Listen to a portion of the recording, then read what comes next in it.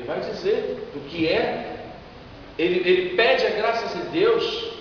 Ele pede para o Senhor curar ele. E o que o Senhor diz para ele? A minha. E Deus diz que o poder de Deus se aperfeiçoa. Então, na fraqueza que Deus tira a nossa força. Parece uma coisa ilógica, né? Mas Deus faz assim. Paulo diz que a mensagem da cruz é loucura. O mundo aí não entende esse negócio de ser crente. O mundo aí fora não sabe o que é isso. Que negócio é de ser crente? Que negócio é esse? Que agora você não pode mais fumar um cigarrinho, você não pode mais beber, você não pode dar uma puladinha de muro, que agora você não pode mais rebolar, você não pode mais fazer isso. É loucura. O mundo não entende isso. O mundo não sabe o que é isso. Glória a Deus. Até que experimente Jesus Cristo. Quando experimenta Cristo, quando conhece Cristo, aí ele vai odiar, ele vai ter nojo dessas coisas que antes ele fazia com maior alegria e com maior prazer.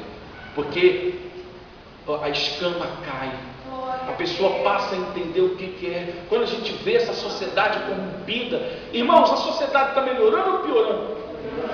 Piorando. Estamos vendo aí mulher picando camarada, cortando ainda vivo, cara tirando, olha os crimes passionais, os crimes dentro da família, olha os casos que estão acontecendo dentro da família. Isso está melhorando, a sociedade está bem obrigado. Aí vai esses hipócritas na televisão e diz que nesses programas que é tudo maravilha. É como uma mulher essa semana agora na Alemanha descobriu, depois de tantos anos, que o marido tinha um movimento com outro homem, e a mulher chega e diz: ai, para mim não perder o meu marido, eu falei para ele: chama o teu homem e vem morar aqui. Uma nova família na Europa, a mulher e 2 homens, porque são homossexuais, e na foto aparece lá os 2 camaradas juntos lá, numa posezinha lá não sei o que, e o filho do casal olhando como quem diz: o que é isso? Ninguém pensa. Tem um programa que vai começar agora, do Pedro Bial. Cuidado, então já estou orando para Deus fazer alguma coisa lá, que é para você entender a nova família que vai envolver o homossexualismo, a nova família que vai envolver 2 homens e 2 mulheres. Eu não entendo quando as pessoas, isso é errado, claro, vou falar uma coisa errada, pedofilia é terrível, mas meu irmão, 2 casais homossexuais com filhos. Aí tem aquele negócio: ah, mas melhor criar os filhos do que deixá-los no orfanato. Ok? Um erro conserta outro erro. Você tira a criança do orfanato, ok. Mas como é que essa criança não vai ter referência ou de pai ou de mãe com um casal desse? Todas as estatísticas indicam que essa criança vai ser mais um homossexual. Hoje foi dito isso na televisão, essa semana tem sido dito isso. Aí as pessoas só olham um lado da história e não vê o outro. Vamos olhar o lado psicológico. Todo mundo está falando. Eu achei curiosíssimo. Eu nem vi, estou até, não é curiosidade não, só para ver, para poder, que a tal de Lady Gaga fez aí um clipe que tem uma série de cenas. Aí eu achei curiosíssimo que um cara na TV, no rádio, que defende esse movimento homossexual de uma maneira tal, e ele ficou chocado com a tal da Lady Gaga, porque aparece criança ali, com cenas de não sei de que, aquela coisa toda, etc e tal. Mas ele é a favor de que haja casamento, ele é a favor que haja aquelas coisas todas. Aí eu quase mandei um e-mail para ele, porque ele dá o telefone pessoal dele para ligar para mim. Eu falei: poxa, mas você defende tanto isso, você ficou chocado com Lady Gaga e tal? E como é que você teria a reação, você que tem 2 filhos, porque ele tem 2 filhos pequenos, você está andando no shopping e vê 2 camaradas barbados se beijando. Como é que você acha que a criança vai olhar aquilo ali? E ver 2 mulheres se beijando. Mas não é beijando selinho, não, é beijo mesmo. Porque, pelo que está falando, não pode ser proibido. Como é que uma criança de 5, 3, 4, 6 anos vai ver aquilo e vai dizer que isso é normal? Ela vai querer fazer a mesma coisa? Vai ou não vai? Vai, porque a criança imita. É um futuro homossexual. E isso não é dito, isso não é falado, isso não é colocado. Então, queridos, Deus, voltando ao ponto que eu quero trabalhar, sobre a sua chamada, o seu ministério, eu quero ler agora, não ia ler, mas o Espírito Santo, Lucas 9. Espírito Santo falou assim: leia. Então, eis-me aqui. Lucas 9. Não é? Antes de Lucas 9. Depois vou para Lucas 9. Vamos completar com Mateus. Quero ler Mateus e depois isso, Mateus 9, depois Lucas 9. Mateus 9, do verso 35 ao verso 38. Mateus 9, do verso 35 ao verso 38. E percorria Jesus algumas cidades? Todas as cidades. E povoados, quer dizer, todos os bairros, todos os lugares. Primeiro, ensinando nas sinagogas, pregando o Evangelho e curando toda sorte de doença e enfermidade. Mas peraí, doença e enfermidade não é a mesma coisa? Só que quando está falando de doença, está falando de doença física, enfermidade, está falando de doença da alma. O Senhor curava tantas doenças do corpo como as doenças do coração. Verso 36. Vendo ele a multidão, como é que ele se colocou com a multidão? Ele teve compaixão, com amor, compadeceu. Ele se colocou no lugar de, compadeceu-se delas. Qual era o estado da sociedade, da multidão? Elas estavam aflitas e exaustas. O que é uma pessoa aflita? O que é uma pessoa exausta?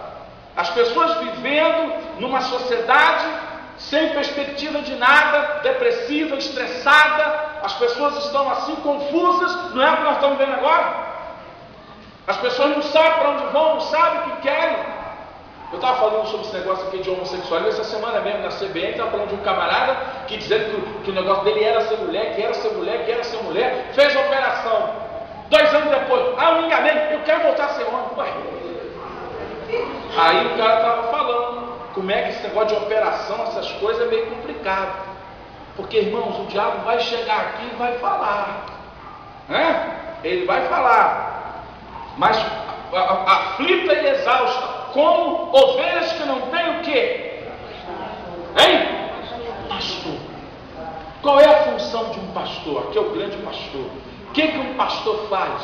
Ele alimenta, ele cuida das feridas, ele cuida, ele corrige, ele não corrige? Ele vai alimentar, ele vai cuidar, ele vai corrigir e ele vai proteger do lobo que vem por aí. Aí como é que está essa sociedade? Essa sociedade está tendo cuidado? Está sendo curada? Está sendo protegida? O diabo está arrebentando com todos eles. Com todos eles. Verso 37. Então se dirigiu aos seus discípulos e disse: a seara na verdade é grande, e os trabalhadores são poucos. Rogai, peça, invoque, rogai, pois, ao Senhor da seara que mande. Russell Shedd diz que essa palavra mandar aqui no hebraico é a mesma coisa que empurrar. Empurre, mande trabalhadores para a sua seara. Agora, há uma necessidade na seara? Há ou não há, irmãos? Há uma necessidade de nós, de cada um saber sua missão para trabalhar dentro dessa área? Sim. Vamos para Lucas 9 agora. Aí a gente vai fazer um complemento. Aí vai aparecer aquelas pessoas que querem seguir ao Senhor. De repente tem algumas aqui, não sei. Querem seguir ao Senhor a partir do verso 57 em diante.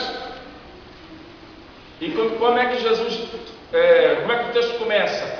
Indo eles caminho fora, alguém me disse: seguir-te-ei para onde? Quer que fores. Versículo 57 de Lucas 9. Para onde quer que fores? Senhor, não importa, eu vou te seguir. De repente, porque ele viu que Jesus ia para tudo quanto é lugar, esse camarada está parecendo que quer fazer turismo. Mas aí Jesus chega e diz assim: mas Jesus respondeu: as raposas têm seus covis, as aves do céu ninhos, mas o filho do homem não tem? Cadê o sujeito depois da história? Cadê o sujeito? Se mandou. O quê? Eu vou deixar o meu conforto, eu vou deixar o meu bem-estar, de repente, para dormir na estrada, para viver. Porque no mínimo ele viu, ele soube que Jesus deve ter visto, não sei, que Jesus curava, que Jesus multiplicava, que Jesus fazia coisas tremendas. Isso aqui é um interesseiro. Tem muita gente dentro da igreja assim, interesseiro. Não é isso que serve para aquela seara que a gente acabou de ler.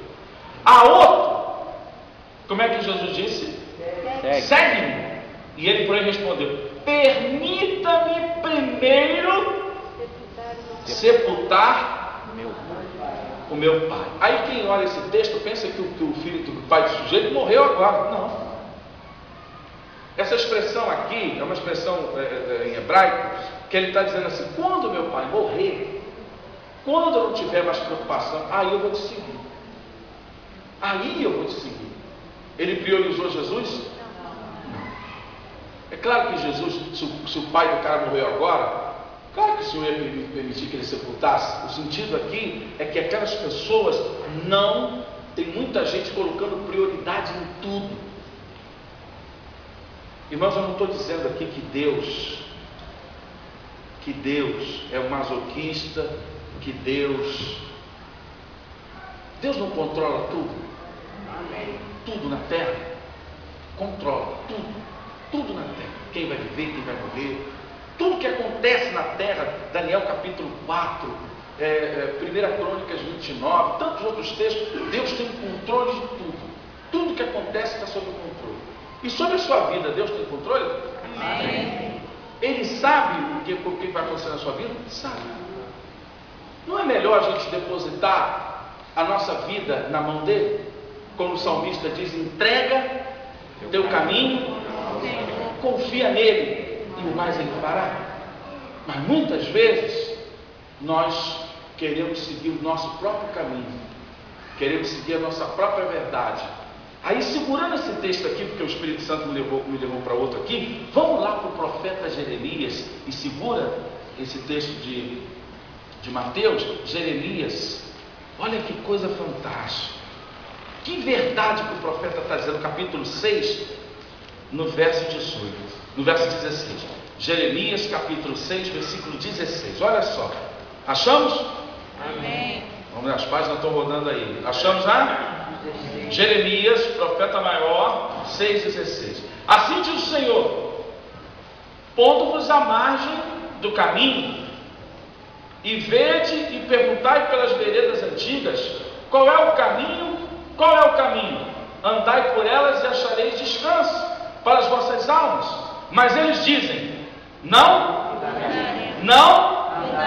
As pessoas não estão andando no caminho, as pessoas estão andando na margem do caminho.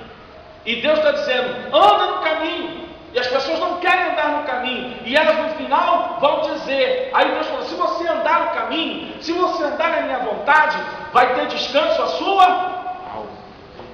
Hein? Andai neles e acharei descanso para vossas almas.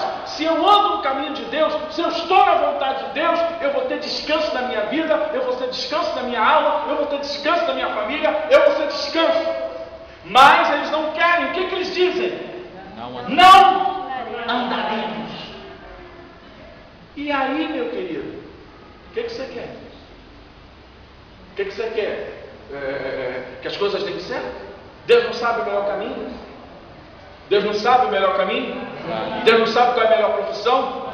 Deus não sabe qual é o melhor emprego? Deus não sabe qual é o melhor marido? Qual é a melhor esposa? Qual é a melhor casa? Qual é o melhor carro? Ele não sabe? Sabe.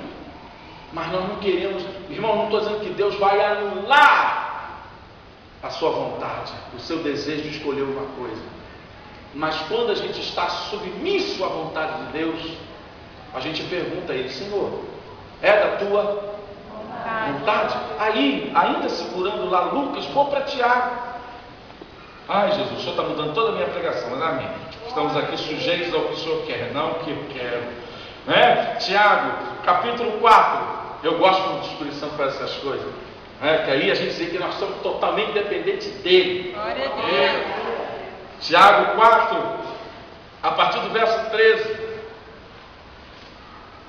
O que diz? Como é que começa o texto? Agora, pois, O que dizeis? Hoje ou amanhã? Tiago 4, a partir do verso 13. Hoje ou amanhã faremos tal coisa, passaremos um ano, negociaremos e teremos lucro. Aí verso 14. Vós não sabeis o que sucederá amanhã. O que é a vossa vida? Sois apenas como neblina, para que pode dissipar por um instante, logo se dissipa. Em vez disso, verso 15, deveis dizer: se o Senhor quiser, não só viveremos, como faremos isto ou aquilo. Amanhã, se Deus quiser, nós vamos amanhecer vivos. Amém. Amanhã, se Deus quiser, eu vou trabalhar. Se Deus quiser, você vai colocar. Ele não é o Senhor da vida e da morte. Ele não sabe todas as coisas. Voltemos para Lucas capítulo 9. Eu vou ter que fazer uma mudança aqui, mas amém. Lucas capítulo 9. Continuando o texto, verso... Estava no 58. Mas Jesus insistiu: deixa os mortos sepultar o seu próprio morto. Tu, porém, vai e prega o reino de Deus. O Senhor ainda insistiu com aquele sujeito que não queria nada. Outro lhe disse: seguir-te-ei, Senhor. Mas, de novo, como é que ele diz? Deixa-me primeiro despedir-me dos de casa. Outra expressão de prioridade. Aí quem olha: pô, mas o senhor quer que o cara saia sem falar com o pai e mãe? Quando ele fala dos de casa aqui, são famílias. Você sabia que uma saudação nos dias de Israel levava de 20, às vezes, a 10 minutos para você saudar? Você saudava, aí depois você esperava a pessoa também fazer a saudação. Imagina ele saudando todos os seus tios, tias, primos, todos os parentes que estavam distantes. Pela lei hebraica, ele tinha que despedir de todo mundo. Por isso que Jesus falou que quando a gente saia, quando você está saindo fazer a obra, nem saudeis pelo caminho. Já não repararam isso? Por quê? Você não parar para ficar no sentido ali, qual é a prioridade da sua vida? Verso 62. Mas Jesus lhe respondeu: ninguém que tendo posto mão no arado, olha para trás, O que é olhar para trás? O que é olhar para trás? É que eu vou começar a finalizar minha palavra. O que é olhar para trás? Se eu tivesse feito aquilo. Que eu poderia ter feito aquilo outro. Quando eu converso com algumas pessoas que na minha época estão na marinha, agora estão indo para a reserva. Ednei, se você tivesse ficado lá, você agora poderia fazer a obra de Deus tranquilo, aquela coisa toda. Sim, mas será que eu seria o homem que eu sou hoje? Será que as oportunidades que Deus me deu me daria de novo? Irmãos, se você teve a direção de Deus, você não tem que se lamentar de nada. De nada. Se Deus falou, se você tem certeza, e na minha vida foi exatamente isso. Tudo, eu não fiz assim, deixar uma carreira militar. Olha, irmãos, eu deixei a carreira e no outro mês eu pedi baixa. Meses depois eu estava casando. Isso é uma loucura. Como é que alguém vai deixar uma vida de ganhando bem, com hospital, com tudo que a Marinha fornece, e vai casar? Mas Deus providenciou todas as coisas. Tudo como tem providenciado até agora. Vem luta, vem dificuldade, vem. Há momentos que a gente fica, mas você tem que ter certeza de quem te chamou e por que te chamou. Então eu quero finalizar. Porque Deus Ele quer cumprir uma visão, uma missão, um propósito na sua vida. Você tem que saber hoje: Senhor, o que queres que eu te faça? Eis-me aqui, o que queres que eu te faça? Cumprir essa missão é um dever nosso, é uma necessidade. Deus precisa de cada um de nós para fazer a sua obra. Você está preparado para cumprir a missão? Quanto tempo você está na igreja? Você se prepara? Eu não vou falar isso em causa só porque eu sou professor do seminário. Esse seminário que às vezes, talvez, não estou dizendo que você aqui não despreza, que você está desprezando. Esse seminário que está sendo ministrado aqui toda segunda-feira é uma oportunidade que Deus está dando para muitos aqui. Muitos para se preparar. E às vezes a gente deixa passar e depois essa oportunidade não volta. Ou se voltar, vai vir com mais desafios, com outras dificuldades. Então a gente tem que aproveitar certas coisas agora, não é? E existem aqueles obstáculos que vão tentar impedir que você cumpra a missão e o propósito de Deus. O desânimo, aquele desânimo, como aconteceu com Elias.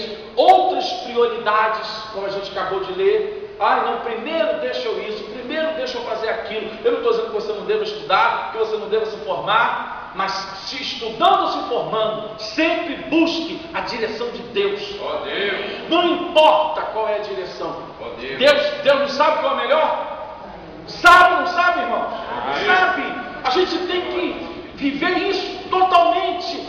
Senão a gente vai andar por aí bem perdido e o diabo vai arrumar o que fazer para você, né? Outras prioridades, falta de compromisso. Eu não consigo entender pessoas que com a igreja, eu não estou aqui especificando essa igreja, estou falando de todas, não tem a mesma destreza, o mesmo compromisso que tem com o emprego lá fora. Com o emprego lá fora, tem compromisso com horário, tem compromisso com tudo, mas com as coisas de Deus, Deus entende mesmo que você não quer nada, entende mesmo que você não quer, para Ele você não é a prioridade. Essa casa aqui é a casa de Deus. Amém. O anjo ficou bem vergonhado. Vou perguntar de novo. Essa casa é a casa de Deus? Amém. Deus está aqui. Amém. Ele se manifesta aqui. Amém. Então temos que ter a prioridade com a casa de Deus. Temos que ter a prioridade com a casa de Deus. E outra coisa, sem vida espiritual, crente zumbi. Está andando por aí feito um zumbi, vai dançar lá com o Michael Jackson, lá naquele thriller lá, fica lá, os crentes zumbi. Não tem vida, não tem nada. Está andando na igreja, mas parece um ímpio, com a mente do mundo, com as coisas do mundo, com a prioridade do mundo. Como é que você quer que as coisas aconteçam na sua vida? Deus só tem compromisso quem tem compromisso com Ele. Não é? Aí eu pergunto, esses dois pontos eu quero orar. Onde está a sua missão? Às vezes a sua missão pode ser a sua casa. Você pode ter parentes que precisam de você para dar testemunho para eles serem salvos. Pode ser na sua escola, aonde você está lá simplesmente estudando, mas Deus quer ser um canal ali para abençoar alunos, jovens, quem quer que seja. Pode ser no seu trabalho, onde você trabalha. Pode ser na sua faculdade, pode ser no meio de amigos, pode ser entre vizinhos. Tem vários lugares que Deus pode usar você. A todos nós, com testemunho, com vida no altar. Tantos são os meios pelo qual você pode testemunhar, porque Jesus falou: ser-me-eis testemunhas. E a missão da igreja é relacionamento com Deus, relacionamento com o corpo e ganhar almas para Jesus. Oh, Deus. Deus não muda, olha, não se muda primeiro as estruturas sem mudar primeiro os valores. Não adianta, por isso que Jesus fala que o vinho novo não pode ser colocado No odres velho. porque não vai romper. Se não rompe, eu tenho que estar preparado para receber esse vinho novo. Aí eu finalizo aqui. Qual é a tua missão? Se você sabe, cumpre agora. Vamos ficar de pé?